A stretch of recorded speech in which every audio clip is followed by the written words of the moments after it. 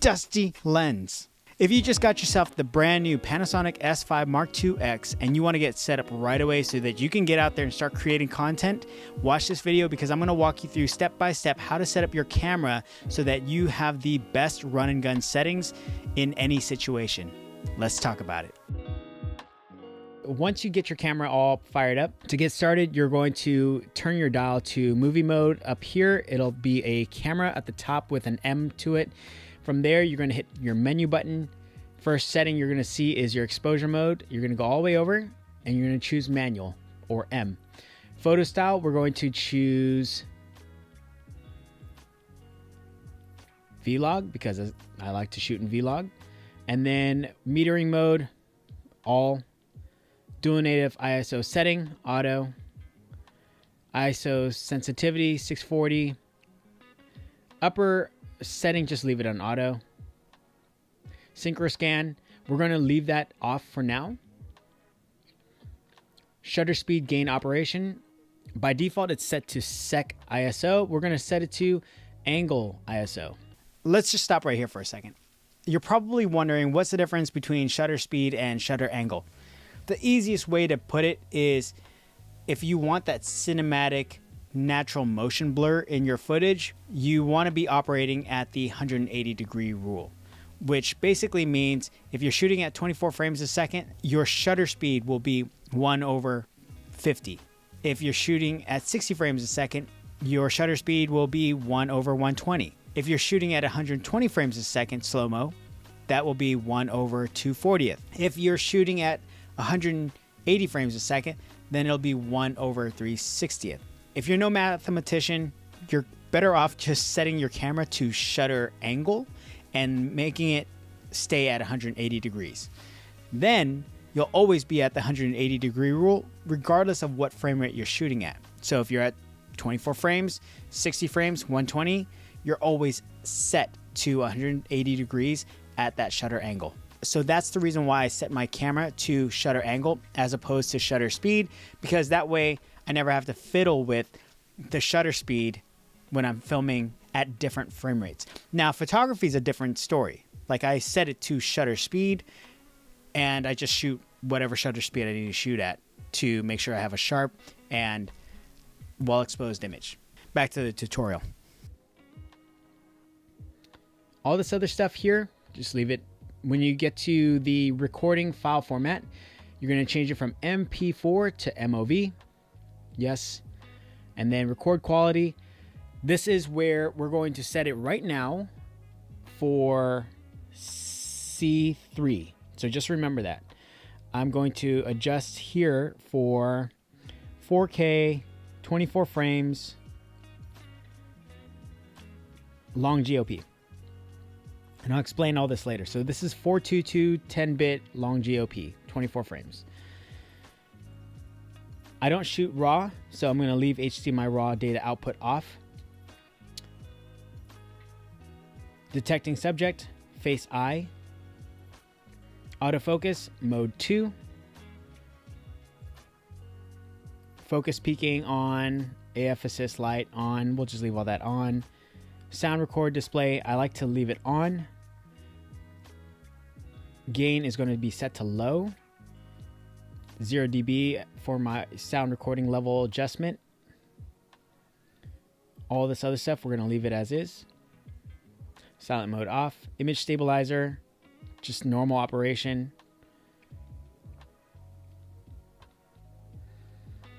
And then we're good here. We're going to go to the next area. Now, Lut Library. What I've already done here is I have an SD card that has my LUTs on it. By default, Rec 709 or Vlog 709. We're going to load to set 1. I personally have a Vlog to Rec 709 conversion LUT, so I'm going to use that. I'm just going to load that there. And then we're going to leave incremental ISO to 130V. And everything else here is pretty much set. Manual assist, I like to leave it off for the focus ring.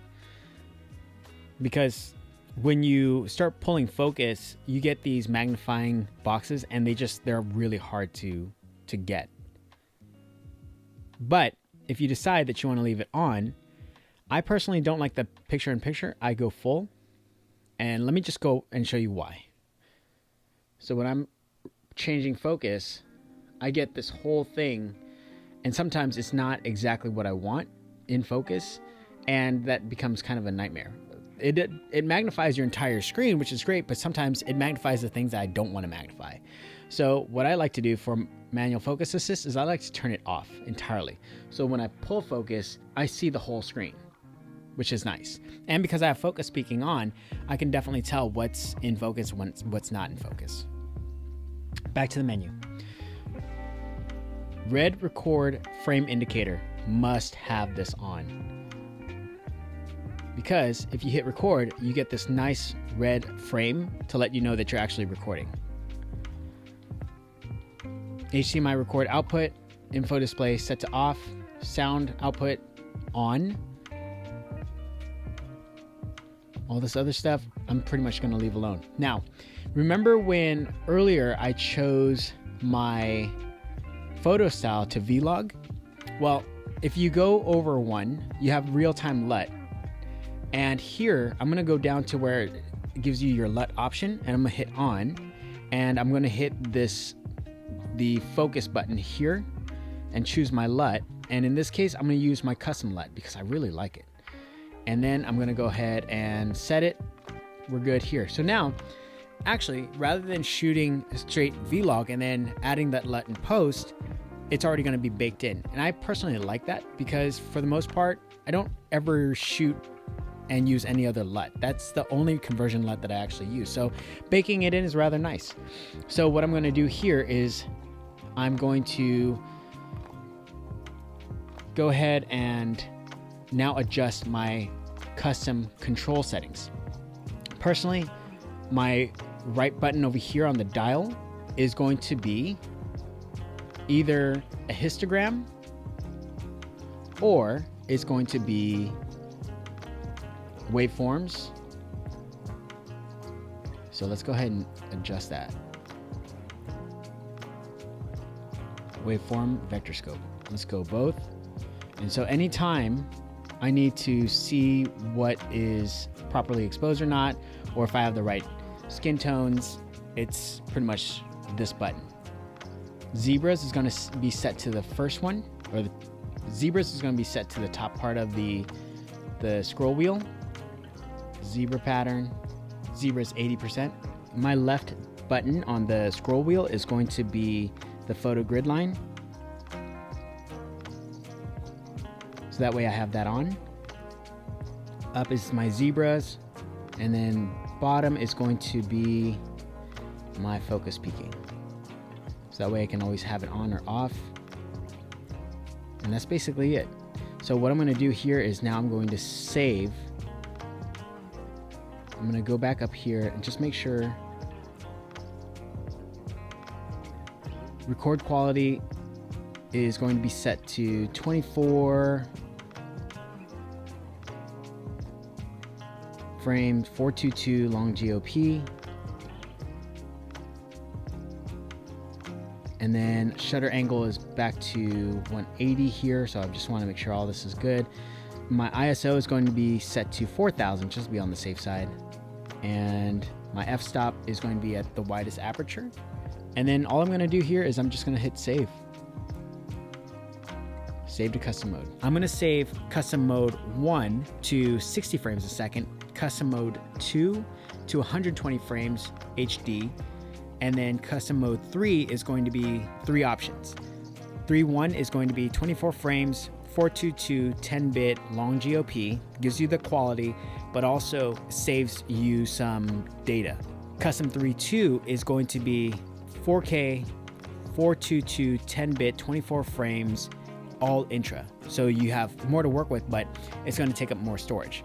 And then finally, custom mode 3.3 is going to be saved for that OpenGate 3:2 aspect ratio, 24 frames, 422 10-bit, which gives me pretty much everything that I will ever shoot. So in this case, we're going to change this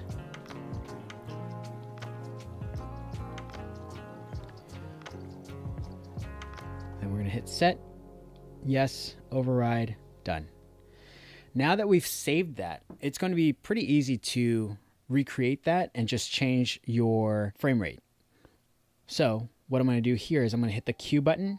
Now that I'm here, I'm going to go and change to that all intro codec, which is just one notch over. Hit set. Everything's saved there. And then I'm going to go save to custom mode. It's custom mode 3.2 like we were talking about. We're going to edit the title. All I set. And then we're going to save to that OpenGate 422, wherever it is. There it is. Save to custom mode. Hit display to edit the title.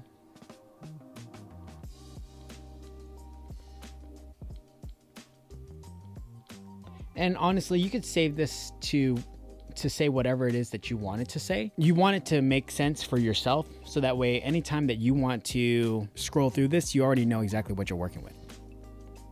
Now, I'm going to go ahead and do my 60 frames. So that's pretty easy. We're just going to go back here to your recording quality, and you're just going to look for your 4K 60 frames, 422, 10-bit, long GOP. There you go. Save, custom mode 1. Let's go ahead and edit the title. Long GOP, L. And then set. And then lastly, we're going to go back one more time. We're going to go find us that FHD 422 10-bit all I 120 frames a second. That's a must. So we got that there. Now understand something. When you run that 120 frames a second, you're going to introduce noise pretty quickly, even if you're at that all I. So what I like to do is I don't shoot in that LUT photo style. I actually will shoot in Cine D. And I just leave it like that. The reason why is because you don't end up having to apply a LUT, and you don't bake a LUT in, and you don't end up having to deal with noise. Here, Cine D, you don't have as much noise introduced, and you have a better quality image with that 120 frames a second. So we'll save. We're going to save it to custom mode 2. Edit the title, just like we did earlier. You guessed it right. Hit save.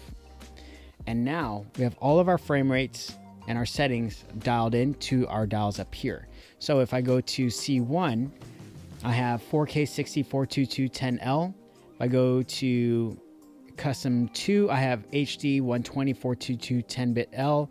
If I go to C3, the first one is 4K 24 frames 422 10-bit L. If I hit the menu button, it takes me to custom mode options, and I can choose that higher quality, higher bitrate, all intro codec, or I can go to that 3:2 aspect ratio, or 3:2 aspect ratio with 422 10-bit 24 frames long GOP. So I have everything that I need here pretty much set up. And the only thing that I would have to adjust personally, especially if I'm pretty much just running and gunning, this may be unpopular to most people, but personally I just leave the white balance set to auto, because I'm vlogging, or I'm doing talking head stuff, or I'm doing run and gun stuff. And unless I have to make sure that the white balance is consistent every single time, I'm just going to leave it on auto white balance. Otherwise, I bring one of these tools, the X-Rite, and I will adjust my white balance accordingly. But for the most part, I just leave it on auto white balance. ISO is going to be set to 4000 by default, but I can always take it down to 640 if necessary. And I usually only shoot between 640 and 4000. So it's pretty easy to just kind of go back and forth between those two. So other than that, all I do here is I just change the dial to move it to the frame rate that I want to shoot in the situation that I want to shoot in. and then that's basically it. Now, one cool thing is if you decide that you want to get more than one camera, all you have to do here is go down here to your save restore camera settings, and you can actually save your camera settings to your SD card. And then that way you can pull that SD card and move that to another S5 Mark IIX so that it has the same exact camera settings as your primary one.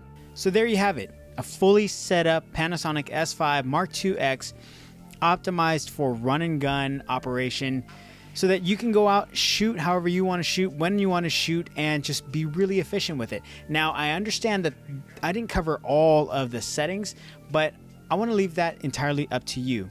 So if you have any questions, if you have any feedback, if I missed anything, leave it in the comment section below. I hope you found value in this video. If you did, make sure to leave a like. And if you're not already subscribed, make sure to follow, because I'm going to be dropping more content as we go along. Thank you so much for watching. I look forward to seeing you in the next video. But until then, I'm Kevin Lee.